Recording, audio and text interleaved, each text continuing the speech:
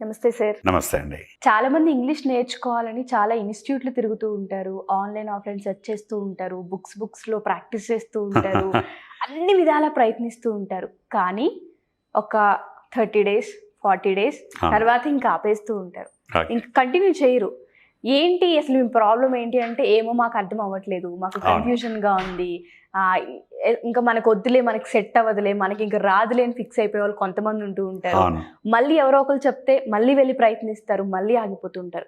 ఇలా నేర్చుకోవాలని స్టెప్ తీసుకొని మధ్యలో ఆగిపోవడానికి గల రీజన్స్ మీరు చూసిన స్టూడెంట్స్లో అసలు మెయిన్ ఏమి ఉంటాయి సార్? ఎక్కువగా మెయిన్గా చాలా మంది స్టార్ట్ చేసిన తర్వాత కోర్స్ మధ్యలో మానేయడం, అండ్ అది ఆన్లైన్ కోర్స్ కావచ్చు, ఆఫ్లైన్ కోర్స్ కావచ్చు, లేదా ఈవెన్ బుక్స్ తీసి, ఇది ఎందుకు జరుగుతూ ఉంటుందంటే ఒక్క విషయం గుర్తుంచుకోవాలండి. చాలా వరకు ఏంటంటే it is a matter of motivation. Motivation అనేది ఎసెన్షియల్ మోటివేషన్ అనేది రావాలి వాళ్ళకి. ఈ మోటివేషన్ 2 రకాలుగా ఉంటుంది. అంటే మనం మోటివేషన్ గురించి మాట్లాడితే అది పెద్ద సబ్జెక్ట్ అండి బయట ఆస్పెక్ట్లో. బట్ మన స్పోకెన్ ఇంగ్లీష్ ఆస్పెక్ట్లో మనం డిస్కస్ చేసుకుంటే మోటివేషన్ అనేది సాధారణంగా 2 రకాలండి. ఎవరు కోర్స్ చివరి దాకా కంటిన్యూ చేస్తారు, ఎవరు మధ్యలో వదిలేస్తారు అనడానికి మెయిన్ కారణం మోటివేషన్. ఈ మోటివేషన్ అనేది 2 రకాలుగా ఉంటుంది. ఇంగ్లీష్ నేర్చుకోవడానికి ముందు మోటివేషన్, ఫస్ట్ వాళ్ళంతటా వాళ్ళు మోటివేట్ అయ్యి స్పోకెన్ ఇంగ్లీష్ నేర్చుకోవడానికి వచ్చారా, లేదా ఎవరైనా వాళ్ళని మోటివేట్ చేసి పంపించారా? One is internal, one is external.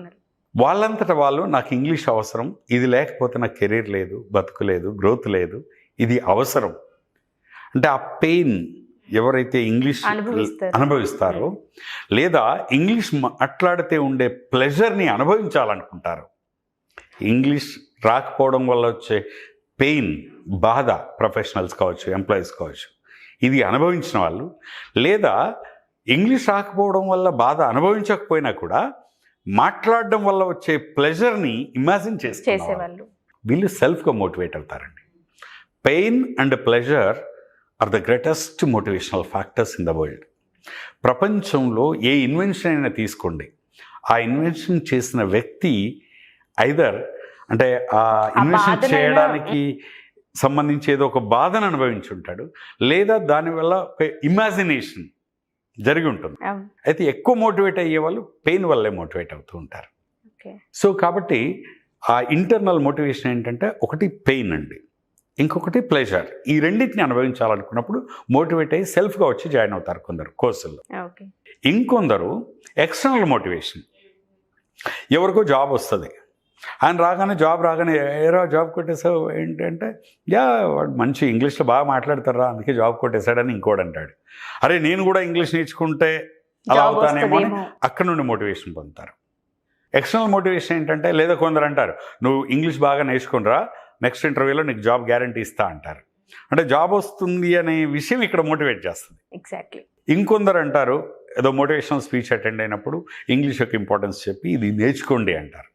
ఇలా ఎక్స్టర్నల్ స్పీచెస్కి, సిచ్యువేషన్స్కి మోటివేట్ అయిన వాళ్ళు కొందరు ఉంటారు.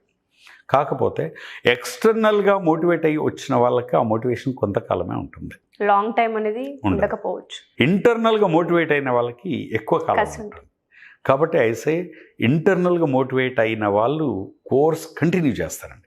ఎక్స్టర్నల్గా మోటివేట్ అయిన వాళ్ళు ఏంటంటే ఎక్స్టర్నల్ ఫ్యాక్టర్స్ ద్వారా, అది ఇక్కడ 2 ఉంటాయండి. కోర్సులో జాయిన్ అయిన తర్వాత ఎందుకు మానేస్తారంటే, ఇంటర్నల్గా ఎంత ఇంట్రెస్ట్తో జాయిన్ అయినా కూడా చెప్పే ఫ్యాకల్టీ కానీ, చెప్పే విధానం కానీ, ఆ చదివే పుస్తకం కానీ, నేర్చుకుంటున్న ఆన్లైన్ కోర్స్ కానీ, ఇవి అంత ఎగ్జైటింగ్గా లేనప్పుడు, ఎంత పెయిన్తో ప్లెజర్తో మనం జాయిన్ అయినా కూడా ఆ ఎక్స్టర్నల్ ఫ్యాక్టర్స్ మనం అనుకున్నట్టుగా లేనప్పుడు ఆటోమేటిక్గా డిమోటివేట్ అయ్యి బ్యాక్ వచ్చేస్తుంటారు. ఇది కూడా జరుగుతుంది. అందుకే మనం ఇంగ్లీష్ నేర్చుకోవాలనుకున్నప్పుడు ఏ సిస్టమ్ ఫాలో అవ్వాలి, ఏ పర్సన్ దగ్గర నేర్చుకోవాలి, లేదా ఏ కోర్సులో జాయిన్ అవ్వాలి అనేది టెస్టెడ్ అండ్ ట్రస్టెడ్ 2 చూడాలండి. ఎందుకన్నానంటే నేను నా గురించే చెప్తున్నాను. మేధా is tested and trusted almost for 3 decades. మనకు సిస్టమ్ ఉంది. నేను అదే చెప్తాను, మోటివేషన్ ఎందుకు చివరిదాకా ఉండదంటే ఎక్స్టర్నల్ ఫ్యాక్టర్స్ కూడా ఉంటాయి. ఆ టీచర్ డల్గా ఉన్నాడు, ప్రొఫెషనల్గా చెప్పట్లేదు, ఈయన అనుకున్నది ఒకటైతే అక్కడ జరుగుతుంది ఇంకొకటి. సో దెన్ డిమోటివేట్ అయిపోయి. ఇంకో టీచర్ ఏంటంటే కొంచెం అన్ప్రొఫెషనల్. ఆయన ఏం చేస్తాడంటే మీరు ఏది మాట్లాడినా అది తప్పు, ఇది తప్పు, ఇది తప్పు, నీకు కరెక్ట్ చేయట్లేదు అంటే వాళ్ళ నాలెడ్జ్ ప్రాసెస్ చూపించుకోవడానికి వాళ్ళు అలా చెప్తూ ఉంటారు. అలా చెప్పినప్పుడు కూడా స్టూడెంట్స్ డిమోటివేట్ అయిపోతూ ఉంటారు. కొందరు ఏంటంటే వీళ్ళు ఎంత కష్టపడ్డా దానికి తగిన గుర్తింపు ఇవ్వరు ఫ్యాకల్టీ దగ్గర నుండి. గుర్తింపు ఇవ్వరు, పట్టించుకోరు. మనం క్లాస్ చెప్పామా అయిపోయింది, వెళ్ళిపోయాం, మన జాబ్ అయిపోయింది అనుకుంటారు. అది వాళ్ళు బాధ్యత, వాళ్ళు ప్రాక్టీస్ చేసుకోవాలంటారు. కానీ బాధ్యత వాళ్ళ మీద తోసేసావంటే నువ్వు తప్పుకుంటున్నావు. ఇట్ ఈస్ మ్యూచువల్ అండి. ఒక స్టూడెంట్ సక్సెస్ అయ్యాడు నేర్చుకోవడంలో అంటే, ఎండింగ్ దాకా వచ్చాడు అంటే అది స్టూడెంట్ పాత్ర ఎంత ఉంటుందో ఆ ట్రైనర్ పాత్ర కూడా ఉంటుంది.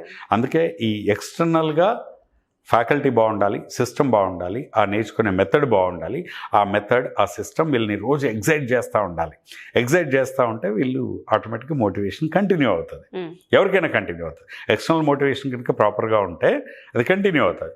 లేదా ఇంటర్నల్గా స్ట్రాంగ్ విల్ పవర్ ఉన్నా కూడా కంటిన్యూ అవుతుంది. ఈ రెండింటి మీద మనం అసెస్ చేసుకొని మనం ఎందుకు డ్రాప్ అవుతున్నామని చెక్ చేసుకుంటే ఖచ్చితంగా నెక్స్ట్ టైం ఈ రెండింటిని బేస్గా చేసుకొని వాళ్ళ కోర్స్ జాయిన్ అయ్యేప్పుడే మెంటల్గా ఫిక్స్ అవ్వాలి. ఎన్ని కోర్సులు జాయిన్ అయ్యమనేది కాదు, జాయిన్ అయిన కొద్ది రోజులు, ప్రాక్టీస్ చేసిన కొద్ది రోజులు ఎంత కమిటెడ్గా చేస్తాం. అండ్ ఈ మోటివేషన్ ఇంకా కంటిన్యూ అవ్వాలంటే కూడా కొన్ని చిన్న చిన్నవి ఉంటాయండి. ఇప్పుడు మన బిజినెస్లో సక్సెస్ వచ్చింది అనుకోండి, నలుగురు ఫ్రెండ్స్ని పిలిచి పార్టీ ఇస్తాం. మన ఇంట్లో ఏదైనా అచీవ్మెంట్ ఉందనుకోండి, సో నలుగురు చుట్టాలను పిలిచి పార్టీ ఇస్తాం. అలాగే ఈరోజు ఇంగ్లీష్ నువ్వు మొదలెట్టావు, 1 వీక్ తర్వాత కొంచెం మాట్లాడడం నేర్చుకున్నావు, 1 మంత్ తర్వాత ఇంకా బాగా మాట్లాడుతున్నాం. ఒకరోజు ఫ్రెండ్స్ అందరిని పిలిచి సెలబ్రేట్ చేసుకో, కాఫీ టీయో ఆఫర్ ఇచ్చి, just by I'm giving this treat, 1 month ago I was unable to speak, but now I'm comfortable, I'm able to speak, achieved this little thing అంటూ వాళ్ళకి ఇంగ్లీష్ నేర్చుకున్నానని పార్టీ ఎవరండి? Happiness. So that's a beautiful thing. అప్పుడు 10 మంది అడుగుతారు, అరే నువ్వు ఎట్లా నేర్చుకున్నావు, 4 రోజుల్లో ఏం చేసావు, వీళ్ళు అడుగుతారు. అది నీకు ఇంకా మోటివేషన్ వస్తుంది. అందుకే బర్త్డేలు, యానివర్సరీ డేలు, రైట్, ఇవి సెలబ్రేట్ చేసుకోవడం కామన్ అండి. కాకుండా అచీవ్మెంట్స్ని సెలబ్రేట్ చేసుకోవడం, అచీవ్మెంట్స్ని సెలబ్రేట్ చేసుకోవడం అలవాటు చేసుకుంటే మోటివేషన్ అనేది కంటిన్యూ అవుతుంది. Thank you sir, thank you so much. Thank you అండి విషయ్ గారు. So offline and online sessions మన దగ్గర అవుతూ ఉంటాయి. సో అసలు ఏ విధంగా అంటారు, చాలామంది అప్రోచ్ అవ్వాలి అనుకుంటారు మిమ్మల్ని, సో మీ ఆధ్వర్యంలో నేర్చుకోవాలనుకుంటూ ఉంటారు. నేర్చుకోవడంతో పాటు జనాలు ఎలా మాట్లాడాలి, మనం ఏ విధంగా దాన్ని ముందుకు తీసుకెళ్ళాలి, అప్లై చేయాలన్న డౌట్స్ ఉంటాయి. సో మన దగ్గర క్లాసెస్ చూసుకుంటే అసలు ఏ విధంగా ఉంటాయి? మనం ఇప్పుడు మేధా లాంగ్వేజ్ థియేటర్ నుండి మనం డిఫరెంట్ కోర్సెస్ అనౌన్స్ చేస్తున్నామండి. ఒకటి బుక్స్ తీసుకొని సెల్ఫ్గా ప్రాక్టీస్ చేసుకోవచ్చు. వాళ్ళు ఇంకా ఇంట్రెస్ట్ ఉంటే బుక్తో పాటు వాళ్ళ ఆన్లైన్ క్లాస్ కూడా అటెండ్ అవ్వచ్చు. అయితే ఆన్లైన్ క్లాస్లకు అటెండ్ అయ్యే వాళ్ళకి మెటీరియల్, ఇంకా సమ్ రికార్డెడ్ వీడియోస్కి యాక్సెస్ ఇవన్నీ మనం ఇస్తాం. ఆన్లైన్ బ్యాచెస్ ఏమో October 17th నుండి స్టార్ట్ అవుతున్నాయండి. ఆ బ్యాచెస్లో ఎవరైనా కావాలంటే మనకు ఆ ఫోన్ నెంబర్కి ఫోన్ చేస్తే సరిపోతుంది. బుక్స్ కావాలన్నా నెంబర్కి ఫోన్ చేయొచ్చు. అలాగే దీంతోపాటు మనం ఈ October 14th, 15th, 16th English నేర్చుకోవడమే కాదు, నేర్పించాలి అనుకునే వాళ్ళ కోసం ట్రైన్ ద ట్రైనర్స్ వర్క్షాప్, అంటే spoken English train the trainers workshop కూడా 3-day వర్క్షాప్ పెడుతున్నాం. ఇంట్రెస్ట్ ఉన్న వాళ్ళు కాల్ చేస్తే ఇటు వర్క్షాప్కైనా ఎన్రోల్ చేసుకోవచ్చు, లేదా ఆన్లైన్ క్లాసెస్కైనా ఎన్రోల్ చేసుకోవచ్చు, లేదా బుక్స్ కావాలన్నా కాంటాక్ట్ చేయొచ్చు అండి. Thank you sir. Thank you Vishay గారు.